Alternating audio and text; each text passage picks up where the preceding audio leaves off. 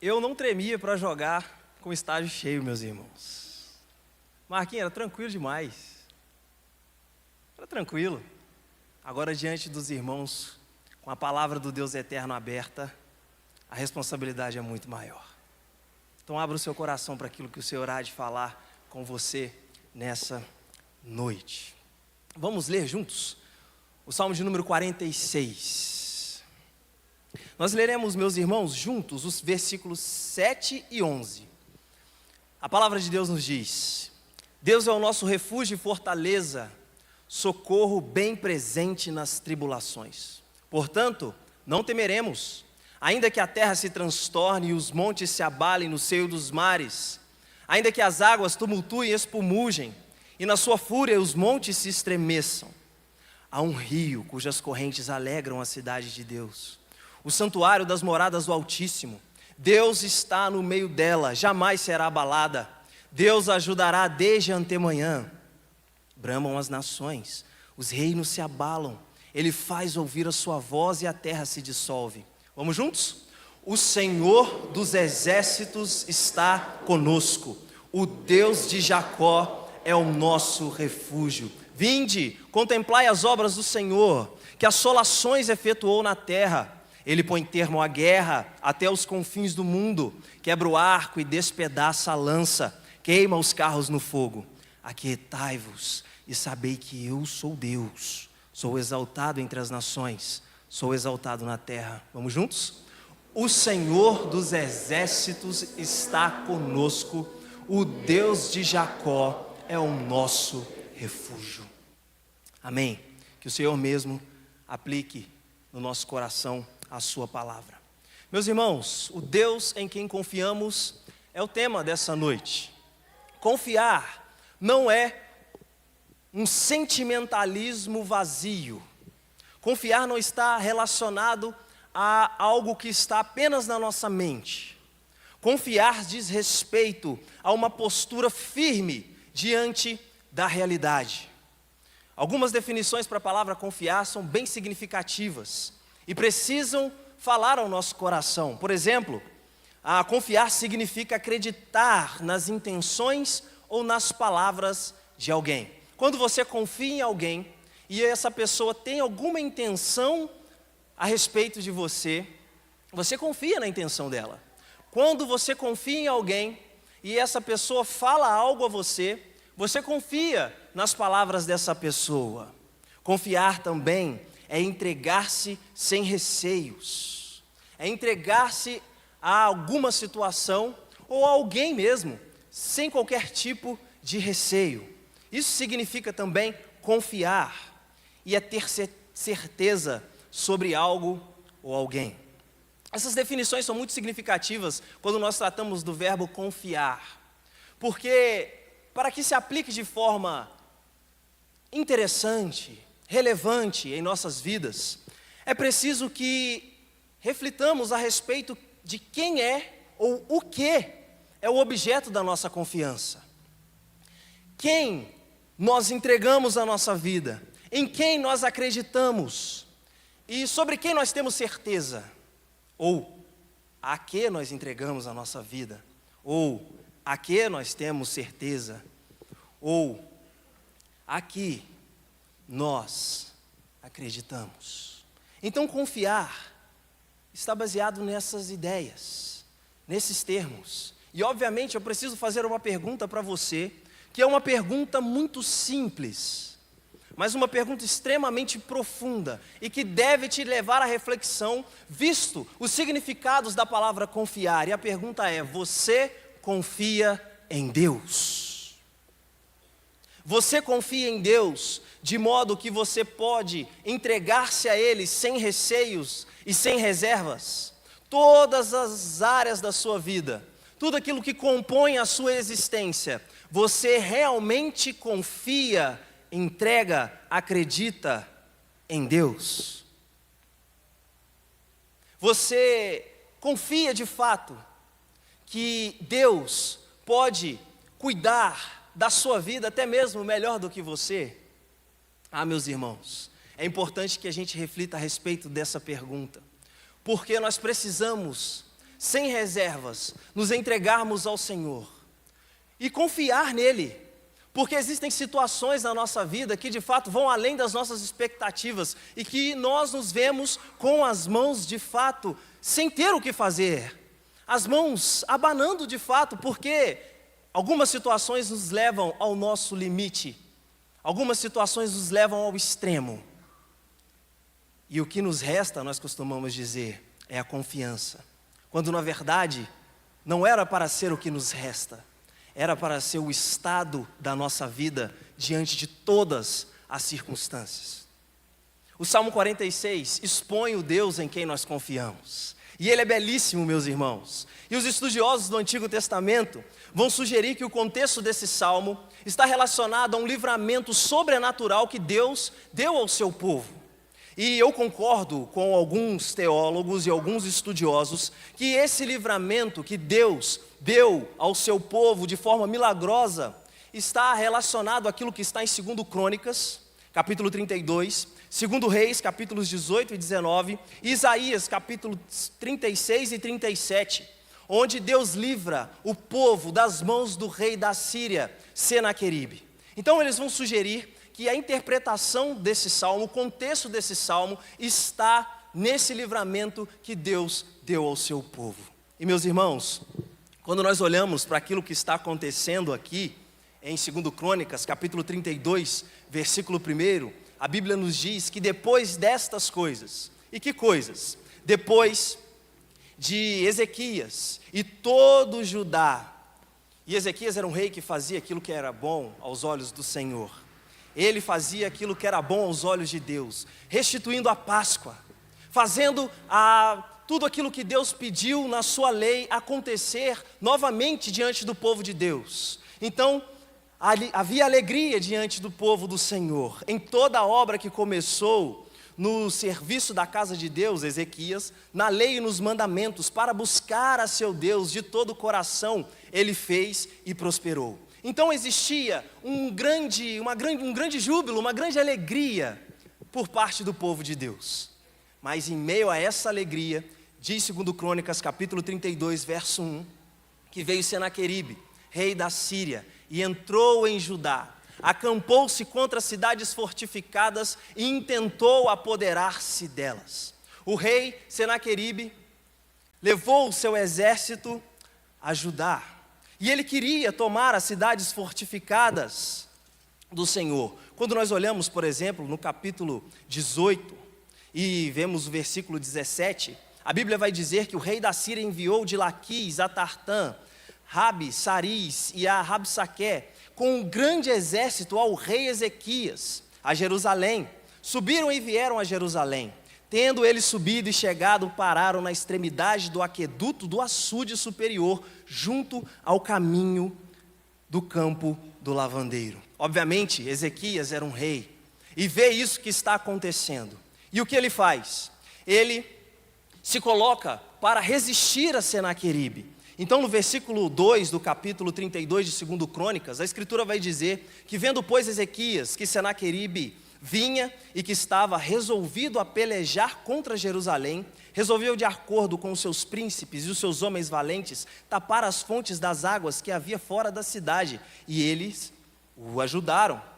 Ezequias então, como rei do povo, toma a sua responsabilidade e coloca o povo de guarda, para que pudessem resistir à investida de Senaqueribe. Mas meus irmãos, o rei Senaqueribe, ele tenta minar a confiança de Ezequias e acha audaciosa a postura de Ezequias e para tentar bater de frente contra ele. Veja o que diz 2 Reis, capítulo 18, versículos 19 a 21. Quando a palavra de Deus diz: Rabsaqué lhes disse: dizei a Ezequias, assim diz o sumo rei, rei da Síria, que confiança é essa em que te estribas? Bem posso dizer-te que teu conselho e poder para a guerra não passam de vãs palavras. Em quem, pois, agora confias para que te rebeles contra mim? Confias no Egito, esse bordão de cana esmagada? E você já chupou cana na sua vida, eu acredito. Quem já chupou cana na vida, levanta a mão. Muita gente, e muita gente também não. E você sabe o que é um pedaço de cana mastigado?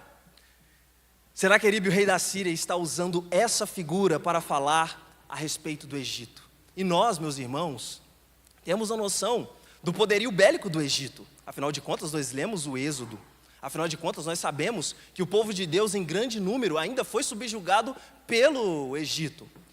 Mas o Egito sucumbiu frente ao poder da Síria. Então, Senaqueribe, por meio dos seus mensageiros, diz: você confia no Egito, esse bordão de cana esmagada, o qual, se alguém nele se apoiar, entrará pela mão e traspassará? Assim é Faraó, o rei do Egito, para com todos os que nele confiam. Não adianta, Ezequias, você tentar resistir à minha investida confiando no Egito, porque o Egito não pode contra mim, porque o Egito não pode contra aquilo que eu já fiz com as outras nações, inclusive. Então, além de minar a confiança de Ezequias, meus irmãos, o rei Senaqueribe tenta também minar a confiança do povo em Ezequias e também no Deus de Ezequias, que consequentemente era o Deus do povo. Aqui mesmo em 2 Reis, capítulo 18, lá no versículo 28, a Bíblia nos diz: então Rabsaque se pôs em pé e clamou em alta voz em judaico, ou seja, para que todos entendam, para que todos saibam o que o grande rei, na percepção deles, faria com Judá e suas cidades fortificadas. E disse-lhes: ouvi as palavras do sumo rei, rei da Síria. Assim diz o Senhor: não vos engane, Ezequias, porque não vos poderá livrar da sua mão.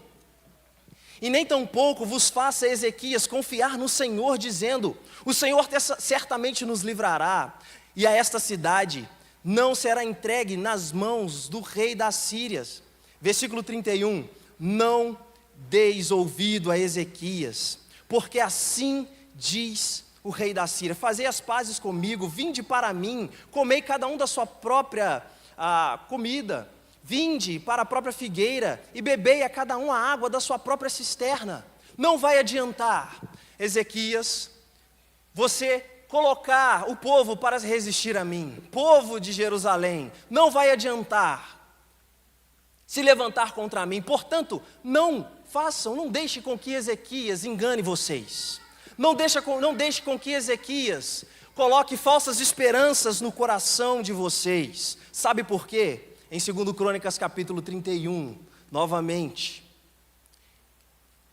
versículo 13, Senaqueribe vai dizer o que ele fez às outras nações. 2 Crônicas capítulo 32, verso 13, a Bíblia nos diz: não sabeis vós o que eu e meus pais fizemos a todos os povos da terra? Acaso não puderam de qualquer maneira os deuses das nações, daquelas terras, livrar o seu país das minhas mãos? Qual é de todos os deuses daquelas nações que meus pais destruíram, que pôde livrar o seu povo das minhas mãos, para que o vosso Deus vos possa livrar das minhas mãos? Quem disse que o Deus de vocês há de livrar vocês das minhas mãos, porque vocês não sabem as últimas notícias? Eu e todo o meu exército subjugamos todas as nações que se levantaram contra nós. Então, meus irmãos, o quadro está sendo pintado de modo terrível, porque existe uma nação com um poderio bélico impressionante, vindo lutar e subjugar o povo de Deus. E diante dessa situação, o que fazer? O que você faria se soubesse que uma nação muito mais poderosa do que o Brasil estivesse nos cercando para poder invadir e tomar as nossas terras e fazer aquilo que quiser com o nosso povo? O que você faria? Quando nós olhamos para a palavra do Senhor, Ezequias se coloca de joelhos diante de Deus. Isaías capítulo 37, versículos 16 a 20. Nós vemos o que Ezequias disse ao Senhor. Isaías capítulo 37, verso 16, a palavra de Deus nos diz: ó Senhor dos exércitos, Deus de Israel, que estás entronizado acima dos querubins, tu somente és Deus de todos os reinos da terra, tu fizestes o céu e a terra. Inclina, ó Senhor, os ouvidos e abre, Senhor, os olhos e vê. ouve todas as palavras que Senaqueribe, as quais ele enviou para profanar o Deus vivo. Verdade é, Senhor, que os reis da Síria assolaram todos os países e suas terras, e lançaram no fogo os seus deuses. E deles, porque deuses não eram, senão obras das mãos de homens, de madeira, de pedra, por isso os destruíram. Agora, pois, ó Senhor, nosso Deus, livra-nos das suas mãos, para que todos os reinos da terra saibam que só Tu és o Senhor. E assim foi feito. O Senhor ouviu a oração de Ezequias, e por meio do profeta Isaías respondeu, e disse que entraria com providência, para poder cuidar do seu povo. Quando nós olhamos para o texto de 2 Reis, meus irmãos, nós vemos aquilo que o Senhor fez ao exército assírio. 2 Reis, capítulo 19, versículos 35 a 37. Então naquela mesma noite, saiu o anjo do Senhor, e feriu no arraial dos assírios 185.000. E quando se levantaram os restantes pela manhã, eis que todos eram cadáveres. Retirou-se, pois, Senaqueribe, rei da Síria, e se foi, e voltou e ficou em Nínive. Sucedeu que, estando ele a adorar na casa de Nisroque, seu Deus, Adrameleque e Sarazer, seus filhos, o feriram à espada, e fugiram para a terra de Ararate. Esar-Adom, seu filho, reinou em seu lugar. O que acontece, meus irmãos? O povo de Deus está sitiado, e existe um homem que está se colocando como Deus. Existe um homem que está se colocando em pé de igualdade com o Senhor.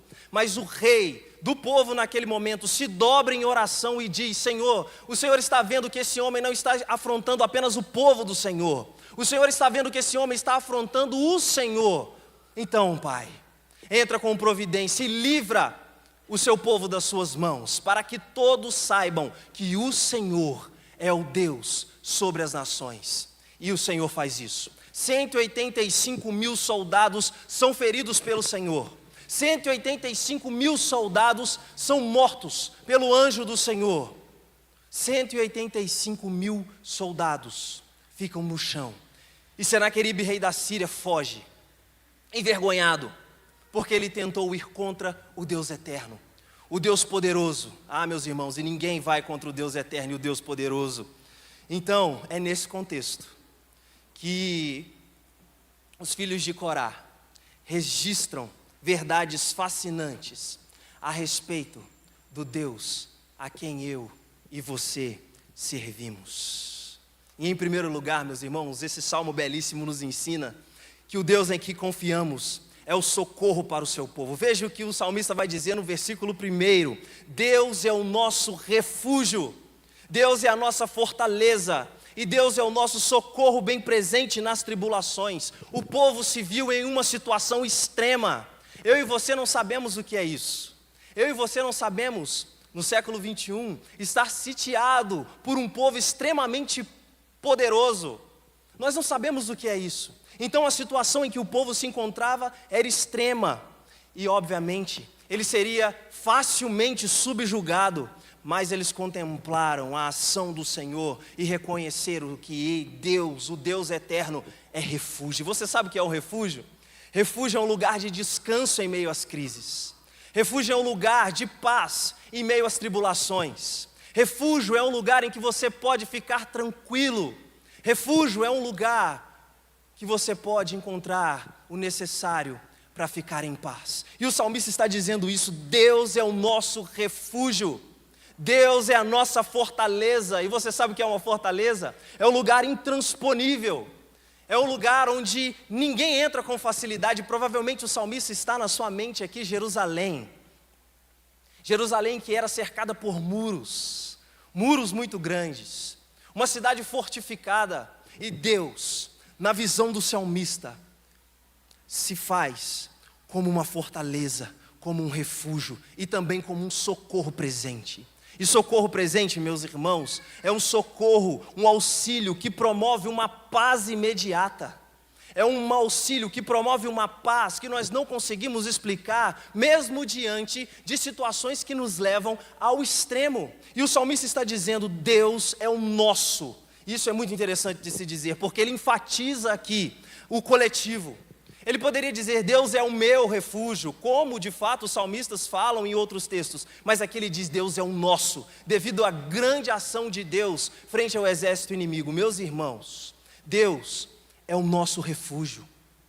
É para Ele que eu e você precisamos correr quando as coisas não estão muito bem.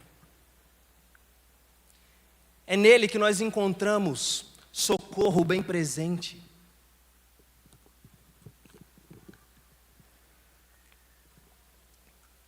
É por isso que eu e você, ao olharmos as situações da vida, precisamos enxergar o Deus em quem nós confiamos, porque Ele é socorro, bem presente nas tribulações, porque Ele é a nossa fortaleza. Meus amados irmãos, não existe um momento das nossas vidas, que nós não possamos confiar no Senhor, que nós não possamos colocar a nossa vida nesse refúgio que é verdadeiro, nesse refúgio que é o nosso lugar de paz. Ele é a nossa paz, assim como foi para o povo naquele momento. O salmista está olhando para tudo que o Senhor fez diante do perigo que estava rondando a sua vida e a vida dos seus irmãos ali, e diz, espera, Deus é o meu refúgio, eu posso encontrar paz nele. Espera, Deus é uma fortaleza, Ele é Deus forte, poderoso nas batalhas. Espera, Deus é socorro bem presente nas tribulações, porque o povo orou, o seu rei orou e Deus atendeu a sua oração naquele momento, livrando o povo, e Deus pode fazer isso com você também. Deus pode transformar a sua vida também, e fazer que na sua vida você o enxergue como refúgio, como uma fortaleza, como um socorro bem presente. Ah, meus irmãos, quantas vezes nós confiamos em socorros, por exemplo, a nossa experiência, por exemplo, o dinheiro que está na nossa conta bancária, e achamos que o nosso socorro pode vir dessas coisas, e achamos que o nosso socorro pode vir da experiência de vida que temos, mas eu e você já fomos levados ao extremo, e vimos que a experiência e o dinheiro não nos socorreram. É por isso que nós olhamos para esse texto e vemos o Deus em quem nós confiamos, que é o socorro bem presente, é um socorro imediato, a despeito do que está acontecendo em volta, a despeito das situações em volta. Imagina o povo dizer que Deus é socorro, bem presente nas tribulações, e isso produzir uma paz, que posteriormente o apóstolo Paulo vai chamar de uma paz que excede o entendimento. Isso é convicção do Deus em quem se confia. E a conclusão do versículo 2 é óbvia. Portanto, nós vamos temer, nós não vamos temer. Se Deus é o nosso refúgio, se Deus é a nossa fortaleza, se Deus é o nosso socorro bem presente, nós não vamos temer a despeito das situações, mesmo que elas estejam de modo completamente diferente do que deveriam estar. Por isso que o salmista diz, ainda que a terra se transtorne, ainda que os montes se abalem no seio dos mares, versículo 3, ainda que as águas tumultuem e espumujem e na sua fúria os montes se estremeçam. A ideia do salmista aqui parece que é um tsunami, parece que é uma coisa que viria de fato com muita força. Nós não temeremos, por quê? Porque Deus é o nosso refúgio, porque Deus é a nossa fortaleza, porque Deus é o nosso socorro bem presente nas tribulações, ainda que a terra se transtorne, ainda que as pessoas façam aquilo que dizem que vão fazer com o povo de Deus, nós não precisamos temer. Não precisamos temer. É por isso que a minha pergunta a você, nessa noite, no início foi, você de fato confia nesse Deus? Você de fato confia no Deus que é refúgio, fortaleza e socorro? Você se entrega a esta verdade sem receios? Você confia na palavra desse Deus? Se você confia na palavra desse Deus, se você tem certeza que ela é verdade, você não precisa temer. Não precisamos temer, meus irmãos, porque Deus é o nosso socorro. Ainda que situações inconstantes, duvidosas ou aterrorizantes estejam diante de nós, existe um Deus que é por nós. E o apóstolo Paulo vai falar isso escrevendo aos Romanos: se Deus é por nós, quem será contra nós? Aquele que nem mesmo seu próprio filho poupou, antes o entregou por todos nós, como não nos dará com ele juntamente todas as coisas? É nesse Deus que você está sendo encorajado nessa noite a confiar. Na minha e na sua mente precisa virar uma chavinha da confiança, afinal de contas, a vida cristã é uma vida pela fé. Não tem como viver a vida cristã sem confiar no Senhor. Afinal de contas, nós não sabemos aquilo que acontecerá às nossas vidas no futuro, mas Ele sabe. E se Ele sabe, nós não precisamos temer. Se Ele sabe aquilo que acontecerá na vida da primeira igreja batista em Divinópolis, após a posse do novo pastor, que Ele sabe quem é, nós não precisamos temer, porque existe um Deus que é por nós. Nós não precisamos temer aquilo que o apóstolo Paulo, inclusive, trazia angústia no coração, perigos internos. Nós não precisamos temer perigos externos, como ideologias que vêm contra a palavra do Senhor e contra o povo do Senhor. Eu e você não precisamos temer, porque nós temos um Deus que é refúgio, que é fortaleza e que é socorro bem presente. E Ele há de socorrer o seu povo em todos os momentos. Isso é verdade, meus irmãos. Nós precisamos acreditar nisso. Nós precisamos colocar isso em nosso coração. Assim como o povo viu um grande livramento sobrenatural da parte de Deus, como igreja do Senhor, nós também vemos esse livramento na história da igreja e também todos os dias da igreja contemporânea. Ou os irmãos acham que o Deus que livrou os nossos queridos irmãos da história da igreja não é o mesmo Deus que nos salva hoje, que nos livra hoje? É o mesmo Deus. É por isso que eu e você precisamos aplicar isso ao nosso coração, o que o salmista está dizendo no verso 2, nós não vamos temer. Agora, meus irmãos, entre a compreensão e a ação, existe uma distância. E é essa distância que a gente precisa minimizar agora. É essa distância que você precisa minimizar agora. Sabe por quê? O Deus em quem confiamos é o sustentador do seu povo. É interessante destacar que no versículo 3, o tradutor da nossa versão, ele retirou uma palavrinha que está inclusive no hebraico, no texto hebraico, que é a palavrinha selá, que era usada, Roger, nas canções. E ela trazia um significado de uma pausa. É fermata? Mas pode ser, né? Eu não sei de música não, meus irmãos. Uma pausa. Pare. Você compreende aquilo que você acabou de cantar? É isso que a palavra selá sugere.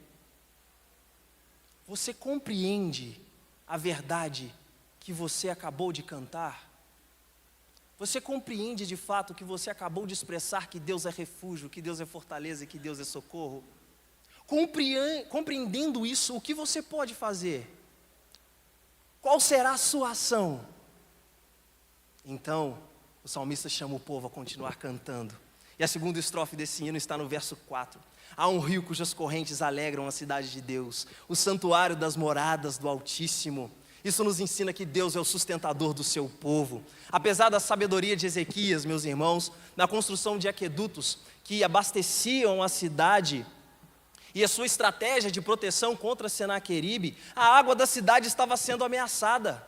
A água da cidade estava sendo tomada. Nós vimos aqui que o exército assírio já estava em uma das extremidades, perto do campo do lavandeiro, perto daquele poço. Então a água já estava sendo tomada. E com o poderio de Senaqueribe, rei da Síria, com certeza tudo seria tomado. Então, obviamente, se a água da cidade é tomada, a vida da cidade é tomada. Mas aí o salmista recorda de uma verdade. Melhor, ele vê uma verdade. Ele diz, espera.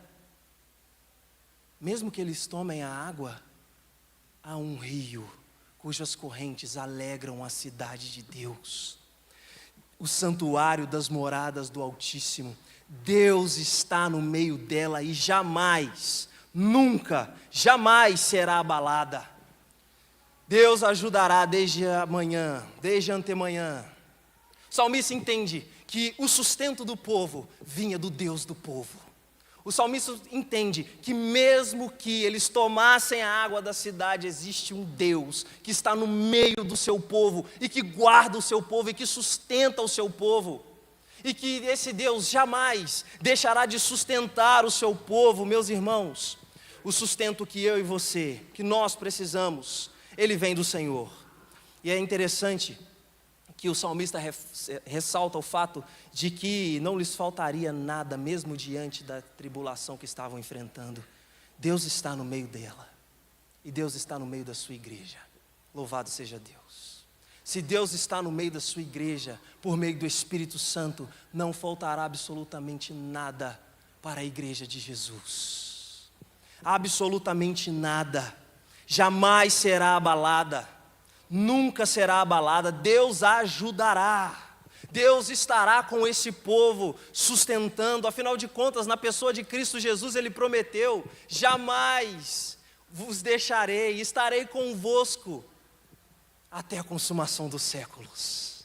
E é por isso, meus amados irmãos, que nós precisamos confiar nesse Deus, porque Ele nos sustenta. E se nós estamos aqui, mesmo que se não estivéssemos aqui, estaremos sendo sustentados pelo Senhor. Ele sustenta a sua vida, meu irmão. O sustento da sua vida não vem da sua conta bancária. O sustento da sua vida, como eu disse, não vem da sua experiência. O sustento da sua vida vem do Deus Todo-Poderoso que fez os céus e a terra. É Ele que olha para você e diz: meu filho, fique em paz, fique tranquilo, eu sustento você, eu vou ajudar você. E quando os diz aqui no contexto do povo de Deus, Deus ajudará o seu povo. É por isso, meus irmãos, que nós podemos, que nós devemos continuar dando os passos firmes na evangelização de Divinópolis, porque não vai nos faltar absolutamente nada para que isso aconteça. É por isso que nós podemos dar passos firmes em direção àquilo que o Senhor tem reservado para nós nos céus, porque não nos faltará absolutamente nada para que cheguemos lá. Porque Ele está conosco, porque Ele é o nosso Deus. E o versículo 7 vai dizer isso: o Senhor dos exércitos está conosco, o Deus de Jacó é o nosso refúgio. Veja se não é isso que o salmista contempla diante do grande livramento que Deus deu ao povo. O Deus de Jacó é o nosso refúgio, Ele jamais nos abandonará, Ele jamais nos deixará. Repito a pergunta do início: é nesse Deus que você confia? O Deus em que você confia jamais deixará de te sustentar, se você faz parte do povo dele. Jamais. Ele já te deu o necessário, porque Ele te deu Cristo Jesus. Você já tem tudo o que precisa para continuar caminhando, porque você tem Cristo Jesus, você que creu. E é por isso que precisamos nos perguntar: eu de fato confio nesse Deus? Meus irmãos, a maioria dos problemas que nós temos com ansiedade, a maioria dos problemas que nós temos com angústias, vem do fato de não confiarmos no Senhor. O pastor Hernandes Dias Lopes vai dizer o seguinte a respeito da confiança em Deus, relacionada à ansiedade. Nós vivemos ansiedade porque nós não confiamos que Deus é suficientemente poderoso para guardar o nosso futuro.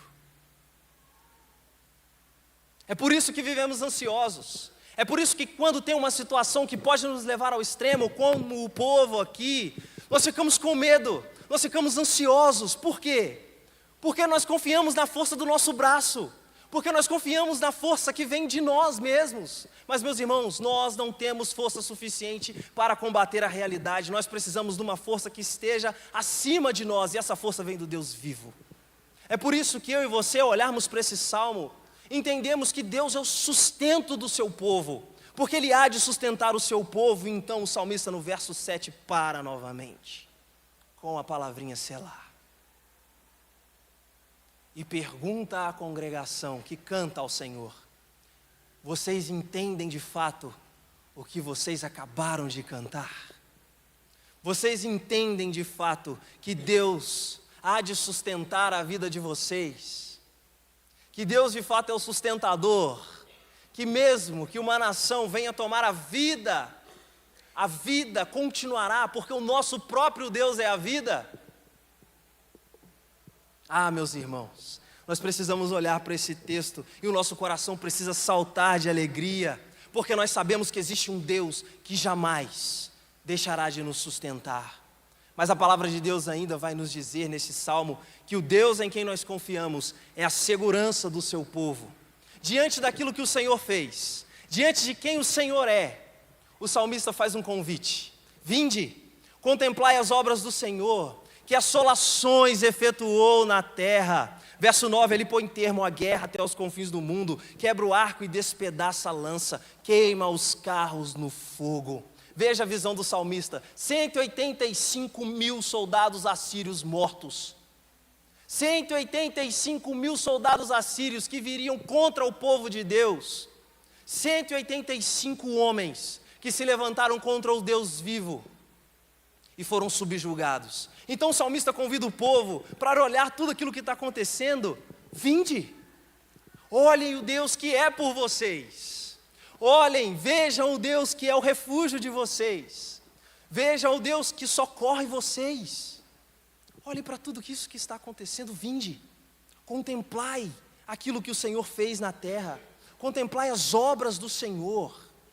Ele põe termo à guerra até os confins do mundo. Ele quebra o arco, ele despedaça a lança, ele queima os carros no fogo. E aí no verso 10 ele diz: aquietai-vos e sabei que eu sou Deus. A palavra aquietai-vos no hebraico sugere: fiquem tranquilos, descansem, vocês estão completamente seguros. Vocês estão seguros, fiquem em paz, eu sou por vocês.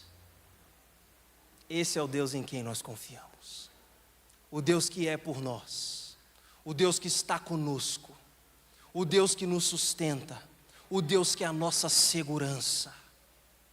Ele é por nós, meus irmãos. Por isso ele diz no verso 11: o Senhor dos exércitos está conosco.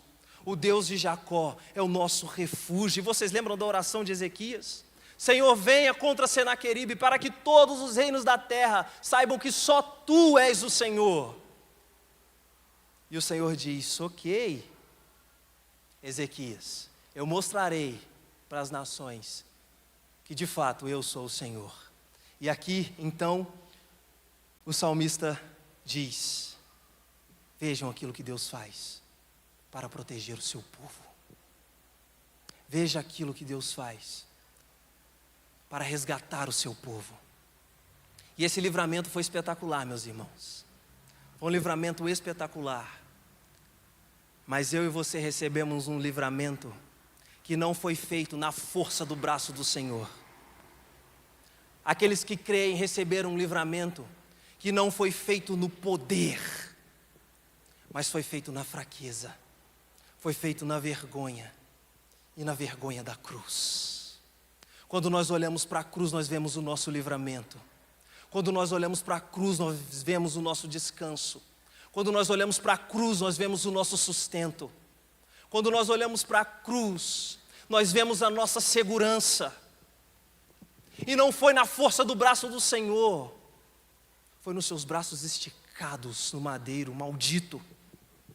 Quando nós olhamos para a cruz, nós vemos que o Senhor dos exércitos está conosco e Ele não nos desamparou. Ele não nos deixou. Ele poderia ter nos deixado nos nossos pecados. Ele poderia ter nos deixado nas nossas misérias. Ele poderia ter nos deixado assim como o povo, se viesse a subjugar o povo de Deus, acabaria com tudo. Ele poderia deixar com que os nossos pecados acabassem conosco, mas Ele não deixou. Ele enviou Cristo Jesus para poder nos livrar do poder do pecado.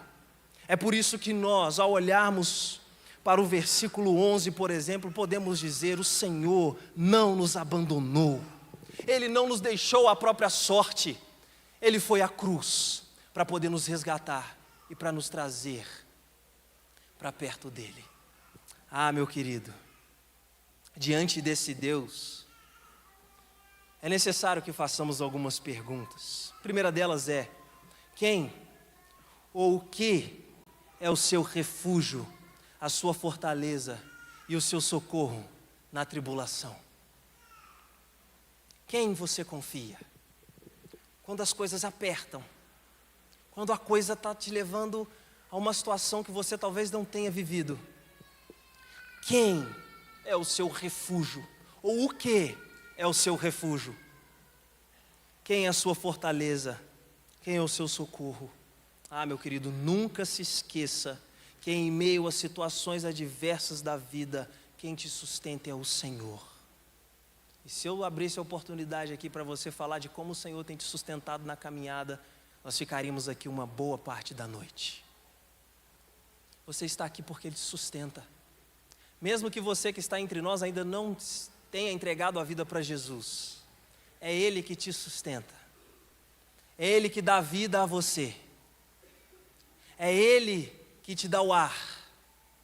É Ele que te dá todo o necessário para que você possa estar de pé. E te dando o necessário para que você possa estar de pé, Ele te trouxe aqui hoje.